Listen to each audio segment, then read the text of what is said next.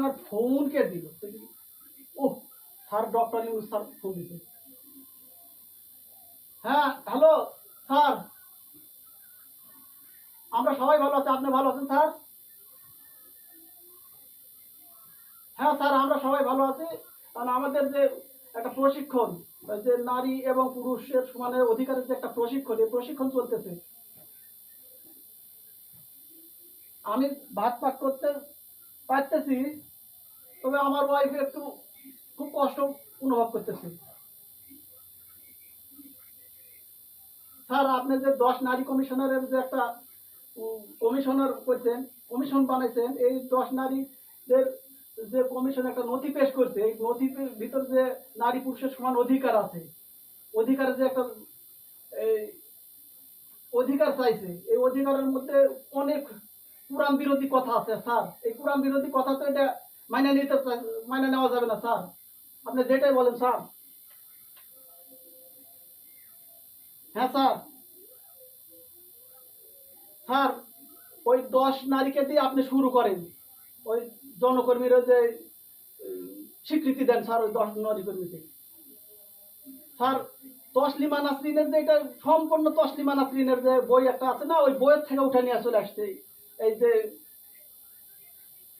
যতগুলা যে পেশ করা আছে নথির ভিতর, আপনার যে কমিশনের যে বইটা আছে 127 পৃষ্ঠার একটা যে বই, ওই বইয়ের ভিতর কোরআনের সম্পূর্ণ কোরআনের বাইরে আছে সব কথাবার্তা স্যার। স্যার, আপনি একটা কাজ করেন, ওই যে তসলিমা নাসরিন একটা ডায়লগ দিছিল, কোথায় কোথায় স্বাধীনতা মেয়েদের, যে মেয়ে রাস্তায় দাঁড়িয়ে প্রস্রাব করতে পারে না সেই মেয়েদের স্বাধীনতা হলো, যখনই একটা মেয়ে রাস্তায় দাঁড়িয়ে প্রস্রাব করতে পারবে তখনই আমাদের মহিলাদের স্বাধীনতা, পূর্ণ স্বাধীনতা ফিরে পাবে। ওই ধরনের স্বাধীনতা দিতে হলে আমরা আমাদের দেশের, আমাদের গ্রামে অঞ্চলে তো সবাই পারবে না। আর যে নারী কমিশনের যে 10 জন আছে, 10 জনই তো একেবারে তসলিমা নাসরিনের উত্তরসূরি। এই শিরিন শিলা থেকে তসলিমার ছোট বোন না বড় বোন আল্লাহ জানে স্যার। স্যার, একটা কাজ করেন স্যার, ওই পদ্মা নদীর উপর ওই 10 নারীকে দিয়ে দাঁড় করায় প্রস্রাব করার একটা ব্যবস্থা করেন স্যার। ওরা যদি প্রস্রাব করতে পারে, বাংলার সব মানুষই চেষ্টা করে দেখবে। ওদেরকে দিয়ে শুরু করেন স্যার। এটা মানে নেওয়া যাবে না স্যার, এটা সবাই মানবে না স্যার, আমরাও মানবো না স্যার। আমরা একটা স্বামী হয়ে আমরা ভাত পাক করবো, মহিলারা কাজ করবে, বিলে পাতারা কাজ করবে, আমরা আবার হচ্ছে বিলে পাতার কাজ, স্বামী বউ বউ বাল বাচ্চা খাওয়াল পোয়াল মাঠে রাস্তে পাক শাক করবে।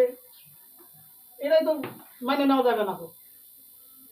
ছেলেদের কাজ ছেলেরা করবে, মেয়েদের কাজ মেয়েরা করবে।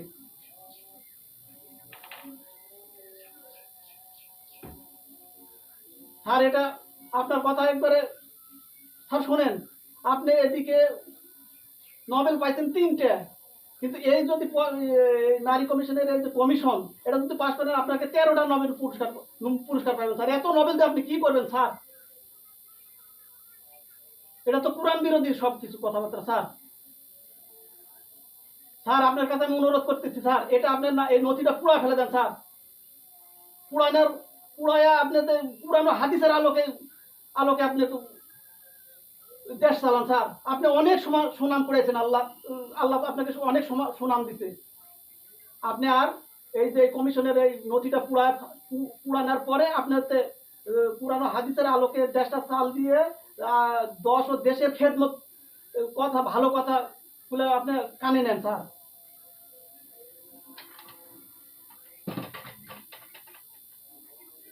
স্যার, আপনার প্রশংসা সারা বিশ্ব ছড়ায় পড়ছে, কিন্তু এই যে আপনি যেটা এটা যদি পাস করেন, এই এই পাস কিন্তু আপনি সারা বিশ্ব বাংলার মানুষ মাইনে নেবে না স্যার।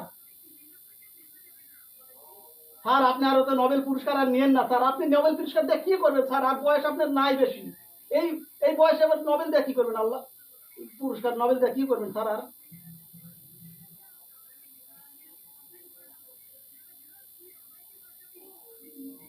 সম্পূর্ণরূপে তসলিমা নাসরিনের যে ওই ডায়লগ গুলা তুলে ধরছে, ওই তসলিমা নাসরিনের বই থেকে এটা নিয়ে আসা হয়েছে এই নথির ভিতর।